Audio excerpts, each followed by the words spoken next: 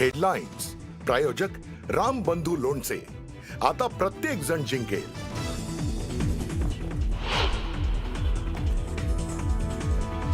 दिल्लीहून जे सांगितलं जाणार तेच फडणवीसांना ऐकावं लागणार. त्यांनी कितीही चंद्रसूर्याचे दाखले दिले तरीही त्यांना दिल्लीचं ऐकावं लागेल. राज ठाकरेंचा फडणवीसांना पुन्हा एकदा जोरदार टोला.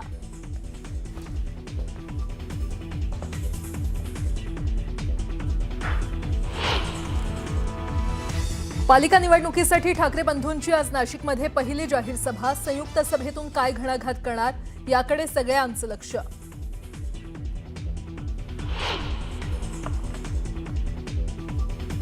भाजपची अवस्था पिंजरा चित्रपटातील मास्तरासारखी झाली आहे. हातात तुणतुणं घेऊन ते उभे आहेत म्हणत जयंत पाटलांचा भाजपवर जोरदार निशाणा.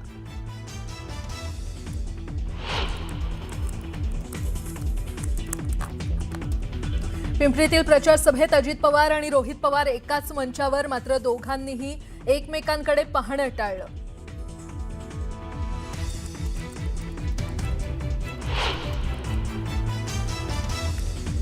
रवींद्र चव्हाणांनी असं वक्तव्य करायला नको. लोकभावना दुखावल्याची किंमत मोजावी लागते. रवींद्र चव्हाणांनी विलासराव देशमुखांवर केलेल्या टीकेचा अमित देशमुखांकडून समाचार.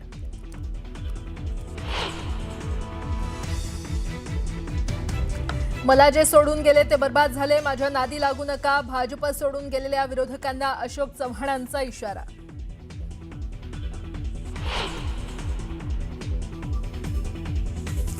उद्या अजित पवार आणि सुप्रिया सुळे एकाच मंचावर येणार. पुण्यात राष्ट्रवादी काँग्रेसच्या जाहीरनाम्याचं होणार प्रकाशन.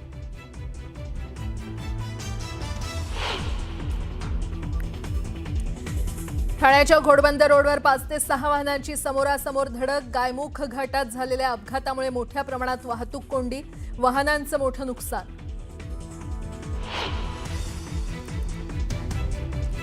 आणि आजपासून महिला क्रिकेट IPL स्पर्धेला सुरुवात. मुंबई इंडियन्स आणि RCB मधील लढतीनं या सीझनचा शुभारंभ.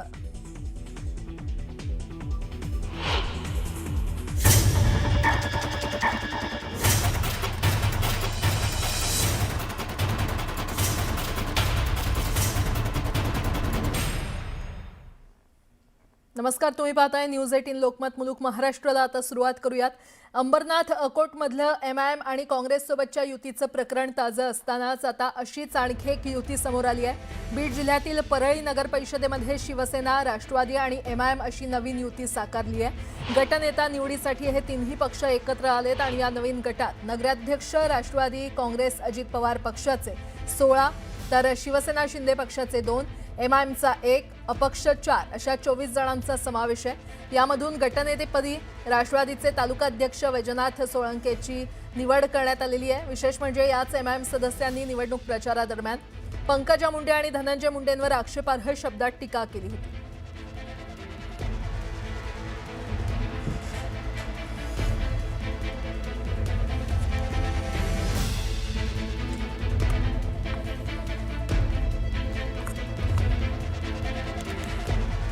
आणि या संदर्भात अधिक माहिती देत आहेत आमचे प्रतिनिधी सुरेश जाधव आपल्यासोबत जोडले गेलेले आहेत. सुरेश, आता ही नवी युती साकारण्यात आलेली आहे MIM, शिवसेना आणि राष्ट्रवादी. कशा प्रकारची समीकरणं असणार आहेत, काय अपडेट? बीडच्या परळी नगरपालिकेकडे राज्याचं लक्ष लागलेलं होतं आणि जी निवडणूक झाली त्या ठिकाणी पंकजा मुंडे आणि धनंजय मुंडे हे एकत्रितरित्या महायुती पूर्णपणे ताकदीने त्या ठिकाणी लढत होती. मात्र निवडणूक झाल्यानंतर त्यांना यशही तशा पद्धतीने मिळालं. आता गटनेता निवड आणि उपनगराध्यक्षपदाच्या निवडीच्या अनुषंगाने जी बीड जिल्हाधिकारी कार्यालयामध्ये गटनेता पदाची यादी दिली, त्या यादीमध्ये राष्ट्रवादीचे 16 नगरसेवक, त्याचबरोबर अपक्ष असलेले 4, शिवसेना शिंदे गटाचे 2 आणि MIMचा 1 नगरसेवक असे एकूण 23 जे नगरसेवक आहेत याची यादी आणि याचा गट तयार करण्यात आला आहे. तो गट जिल्हाधिकारी यांच्याकडे नोंदवण्यात देखील आला आहे. त्यामुळे आगामी कालावधीमध्ये आणि विशेषतः जी भाजप नगरपालिका निवडणुकीमध्ये सोबत होती, पंकजा मुंडे देखील सोबत होत्या, मात्र त्यांनी स्वतंत्र गट परळी नगरपालिकेमध्ये केलेला आहे. भाजपचे 7 आणि अपक्ष असलेले 2 असे मिळून 9 जणांचा एक गट आहे. तर त्याचबरोबर काँग्रेस आणि तुतारी गटाचे जे काही राष्ट्रवादी शरद पवार गटाचे 2 नगरसेवक आहेत ते स्वतंत्र पद्धतीने तटस्थ भूमिका घेतात. यावरून आता पुढचं राजकारणाचं समीकरण देखील आपल्याला या ठिकाणी पाहायला मिळते.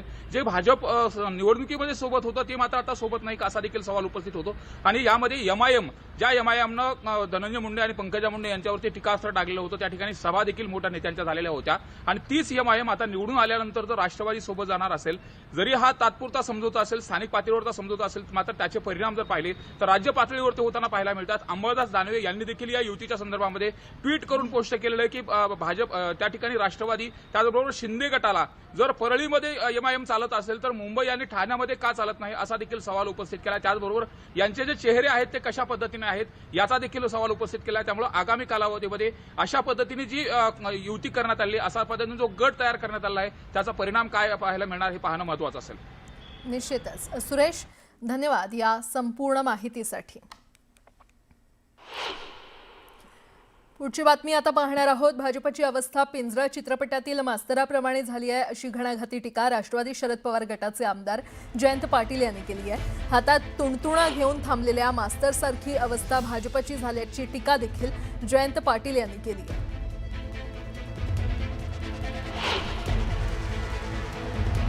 एक सहज सांगतो, ये बंद करने आए थे तवायफों के कोठे. हे सांगायचे की नाही, खाने न दूंगा खाऊंगा न खाऊंगा न खाने दूंगा, यासाठी ये बंद करने आए थे तवायफों के कोठे, मगर सिक्कों की खनक सुनकर खुद ही मुजरा कर बैठे. असा प्रॉब्लेम आहे सगळं.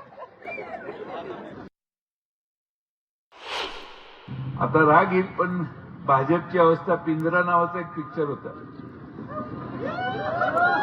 पिंजरा नावाचा सिनेमा होता. त्या पिंजऱ्याच्या सिनेमात ते मास्तर होता, तशी आता भाजपची अवस्था झाली.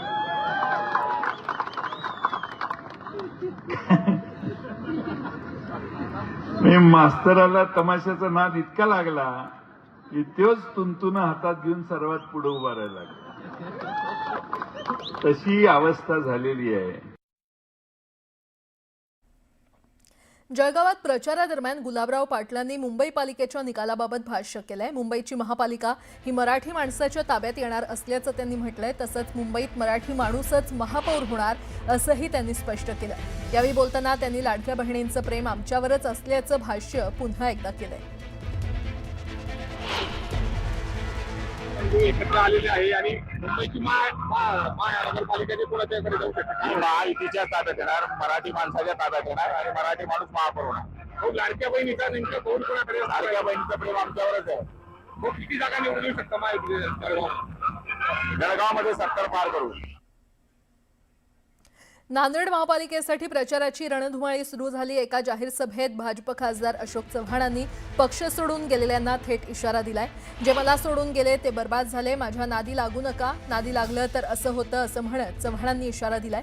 राष्ट्रवादीचे आमदार प्रताप पाटील चिखलीकर यांनी देखील अशोक चव्हाणांवर निशाणा साधलाय. चोराला चोर म्हटलं तर कुणाला वाईट वाटत असेल तर नाईलाज असल्याचं म्हणत त्यांनी चव्हाणांवर शेलक्या शब्दात टीका केली आहे. ये गिरे जाओ गया और काय फर्क नहीं पड़ता. ये गया दूसरा आया. तू जाएगा नहीं ना बाबा के लिए. नहीं मेरे तू गया तो गड़बड़ हो जाएगी. जो गया वो बर्बाद हो गया. जो छोड़ के गया वो बर्बाद हो गया. त्यामुळे मी त्याला म्हणतो, माझ्या नादी लागू नका, लागलं तर हे होऊन जा असं म्हणतो. लोक माझ्या बरोबर आहेत, मनापासून आहेत, लोकांना साथ मी दिलेली आहे. आम्हाला टीका करायला कोणावरही वेळ नाही. चोराला चोर म्हणलं तर कोणाला वाईट वाटत असेल तर त्याला आमचा नाईलाज आहे. नांदेड महानगरपालिका क्षेत्रातल्या सगळ्या जागा बिल्डरच्या घशात कोणी घातल्या त्याचं उत्तर त्यांनी दिलं पाहिजे. आपोआप टीका करायचं कमी होईल.